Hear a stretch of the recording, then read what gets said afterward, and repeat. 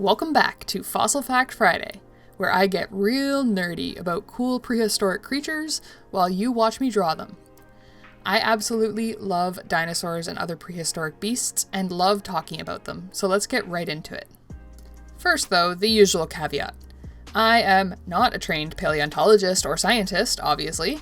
I just really enjoy talking about this stuff and love to share my interest with others. I've done my best to check my facts, and as of the recording they should be accurate. But I'm not perfect, and I welcome constructive discussion in the comments regarding anything I talk about in this video. For this video, I decided to put a poll forth for my patrons on Patreon to pick the subject for the video. I gave them 4 choices and asked them to vote.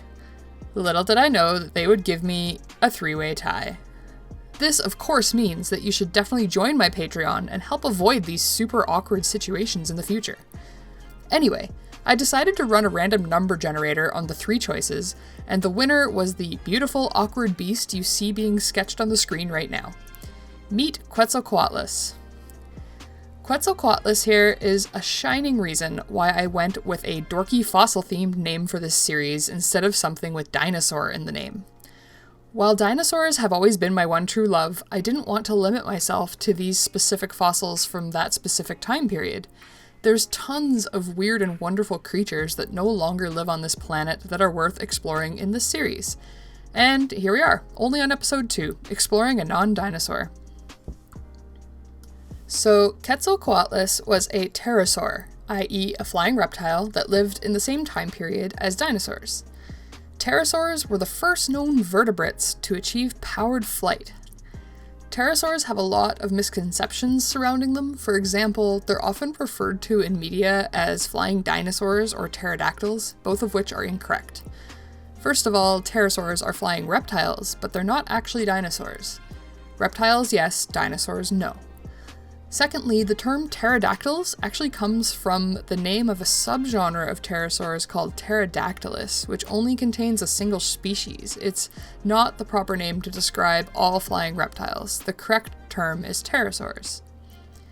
Pterosaurs are often thought of as well to be the ancestors of modern-day birds, which is also not true. Birds are modern-day dinosaurs, and I'll probably have an entire video on that can of worms down the road. Pterosaurs lived all over the world, much like dinosaurs, and what we've learned about them has changed drastically over the years.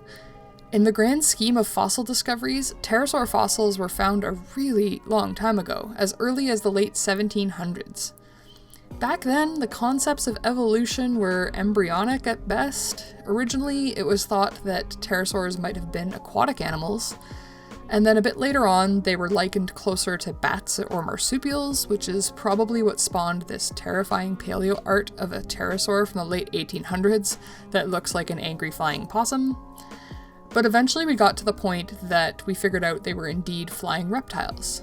And even then, the picture tends to skew sometimes. We still don't know a lot about the mechanics of flight of pterosaurs, for example.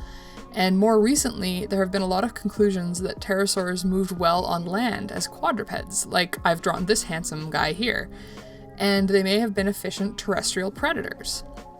Despite a dense amount of research that has come out in the past few decades, there's still a lot to learn about pterosaurs.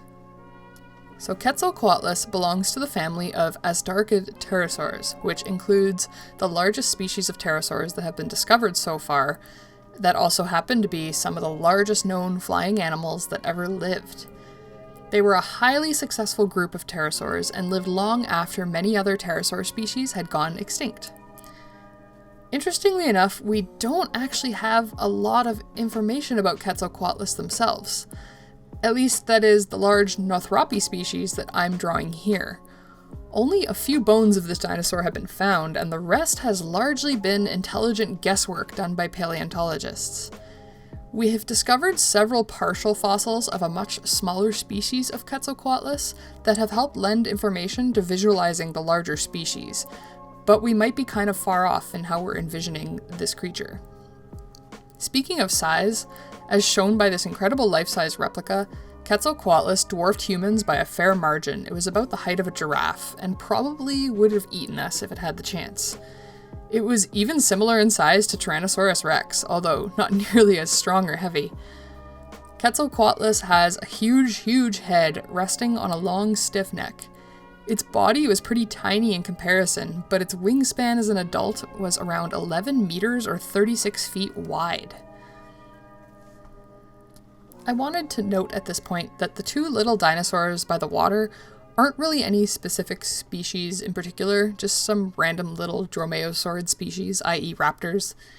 I just wanted another species in there that might give an idea of how large Quetzalcoatlus is. I realize now that having them in the image kind of makes the fish it plucked out of the water seem gigantic. I'm still getting the hang of drawing semi-authentic paleo art, so bear with me here.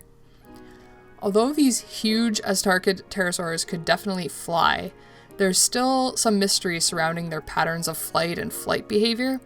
Some studies suggest that the really large pterosaurs like Quetzalcoatlus may not have been very efficient flyers, and as such may have spent more time on land than in the air.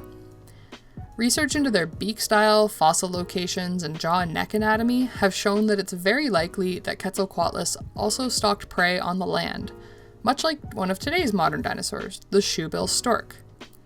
I drew this guy snatching a fish out of a stream, which would have been a likely scenario, and they also would have eaten small reptiles, dinosaurs, and other vertebrates.